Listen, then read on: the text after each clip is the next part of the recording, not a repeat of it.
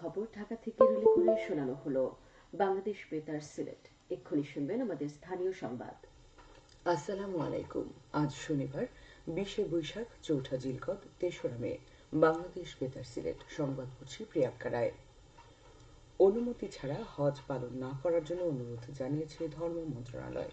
সুষ্ঠু ও সুশৃঙ্খল হজ ব্যবস্থাপনা, হজ যাত্রীদের কল্যাণ এবং বাংলাদেশ ও সৌদি আরবের মধ্যে বিদ্যমান বন্ধুত্বপূর্ণ সম্পর্ক বিবেচনায় দেশে ও সৌদিতে অবস্থানকারী বাংলাদেশিদের প্রতি ধর্ম মন্ত্রণালয় থেকে এই অনুরোধ জানানো হয়েছে।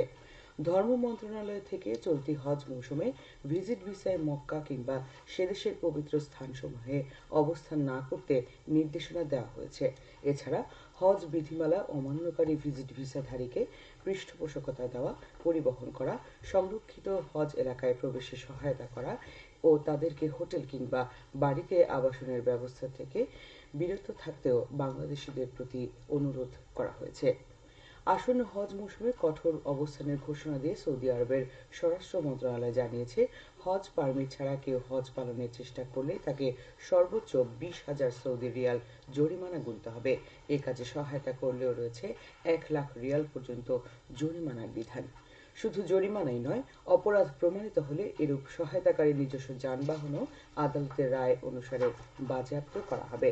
সৌদি সরকার আরও জানিয়েছে, যদি কোনো বিদেশি নাগরিক নির্ধারিত সময়ের অতিরিক্ত সময় অবস্থান করে কিংবা বৈধ অনুমতি ছাড়াই হজ পালনের চেষ্টা করে, তাহলে তাকে দেশ থেকে বহিষ্কার করা হবে এবং পরবর্তী 10 বছর তাকে সৌদি আরবে প্রবেশ করতে দেওয়া হবে না। জিলকদ মাসের 1 তারিখ 29 এপ্রিল থেকে জিলহজ মাসের 14 তারিখ 10 জুন পর্যন্ত এই বিধান কার্যকর থাকবে। বিশ্ব টুনা দিবস ছিল গতকাল। প্রতি বছর 2রা মে বিশ্বব্যাপী পালিত হয় দিবসটি। টুনা মাছের গুরুত্ব সম্পর্কে সচেতনতা বাড়াতে জাতিসংঘ 2017 সালে এই দিবসটি প্রতিষ্ঠা করে। জাতিসংঘের মতে, বিশ্বের অনেক দেশ খাদ্য নিরাপত্তা ও পুষ্টি উভয়ের জন্য টুনা মাছের উপর নির্ভরশীল। বর্তমানে 96টিরও বেশি দেশে টুনা মৎস্য চাষ করা হয়।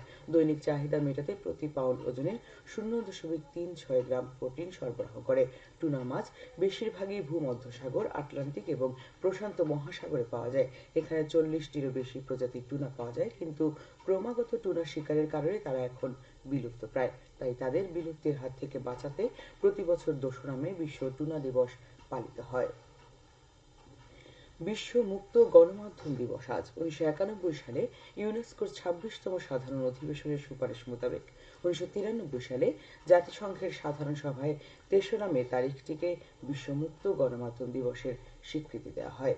সেই থেকে প্রতি বছর সারা বিশ্বে দিবসটি পালিত হয়ে আসছে।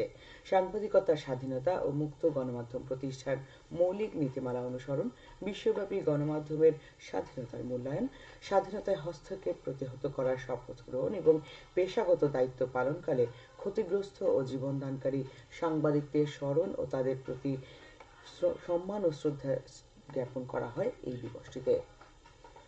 মৌসুম শুরুর দিকে পর্যাপ্ত বৃষ্টিপাত হয়। মৌলভীবাজারের চা বাগান ফ্যাক্টরিগুলিতে পুরোদমে চা উৎপাদন শুরু হয়েছে। এতে বাগান কর্তৃপক্ষ ও শ্রমিকরা উভয়ই খুশি।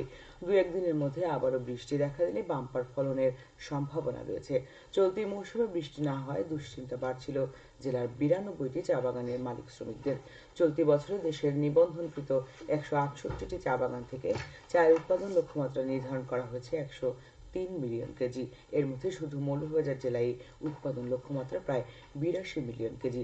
আবহাওয়া অনুকূলে থাকলে এর লক্ষ্যমাত্রা অর্জিত হবে বলে আশা করা যাচ্ছে। সুনামগঞ্জ জেলার সীমান্তবর্তী এলাকায় অভিযানে 53 লাখ টাকার ভারতীয় চোরাই পণ্য ও মাদকদ্রব্য আটক করেছে বর্ডার গার্ড বাংলাদেশ। গতকাল সিলেট ব্যাটালিয়ন 48 বিজিবির দায়িত্বাধীন সিলেট এবং সুনামগঞ্জ জেলার সীমান্তবর্তী এলাকায় বাংলাবাজার, সোনালী জেলা, সংগ্রাম, প্রতাপপুর, তামাবিল, কালাসাদেক, সোনারহাট, লোবিয়া এবং শ্রীপুর এলাকায় অভিযানে এসব পণ্য আটক করা হয়। এ ব্যাপারে সিলেট ব্যাটালিয়ন 48 বিজিবির অধিনায়ক বলেন, ঊর্ধ্বতন সদর দপ্তরের নির্দেশনা অনুযায়ী সীমান্তের নিরাপত্তা রক্ষা ও চোরাচালান প্রতিরোধে বিজিবির আভিযানিক কার্যক্রম ও গোয়েন্দা তৎপরতা সর্বতোভাবে অব্যাহত রয়েছে। সিলেট অঞ্চলে প্রায় প্রতিদিনই বাড়ছে বজ্রপাতে মৃত্যুর ঘটনা। এর মধ্যে গতকাল আবারও সিলেট সহ দেশের 3 বিভাগে বজ্রবৃষ্টির শঙ্কার কথা জানিয়েছে আবহাওয়া অধিদপ্তর। সকাল 9টা থেকে পরবর্তী 120 ঘন্টার আবহাওয়ার পূর্বাভাসে এ তথ্য জানানো হয়েছে। আবহাওয়াবিদ এ.কে.এম. নাজমুল হক জানান, বরিশাল, চট্টগ্রাম ও সিলেট বিভাগের দু-এক জায়গায় অস্থায়ীভাবে দমকা হাওয়া সহ বৃষ্টি অথবা বজ্রসহ বৃষ্টি হতে পারে। দেশের অন্যত্র অস্থায়ীভাবে আংশিক মেঘলা আকাশ সহ আবহাওয়া প্রধানত শুষ্ক থাকতে পারে। মৌলভীবাজার জেলায় রাজনগর, জুড়ী ও কমলগঞ্জ উপজেলার 3টি ভূমি অফিসের নির্মাণ কাজ শেষ হয়েছে। একত্রে প্রায় 5 কোটি টাকা ব্যয় হচ্ছে। 3 তলা ভিত বিশিষ্ট 2 তলা এসব ভবনে আধুনিক সুযোগ সুবিধা সহ মোট 8টি কক্ষ রয়েছে, যা হস্তান্তরিত হলে প্রশাসনিক দাপ্তরিক কাজে গতি বৃদ্ধি পাবে এবং সেবা গ্রহীতাদের দুর্ভোগ লাঘব হবে। পূর্ত অধিদপ্তর এটি বাস্তবায়ন করছে। সবশেষে আবহাওয়া। আজ বেলা 1টা পর্যন্ত পূর্বাভাসে বলা হয়েছে, সিলেট সহ পার্শ্ববর্তী এলাকার জন্য কোনো সতর্কবাণী নেই এবং কোনো সংকেতও দেখাতে হবে না। আজ সিলেটে সূর্যোদয় হচ্ছে 5টা 16 মিনিটে এবং সূর্য অস্ত যাবে সন্ধ্যে 6টা 23 মিনিটে।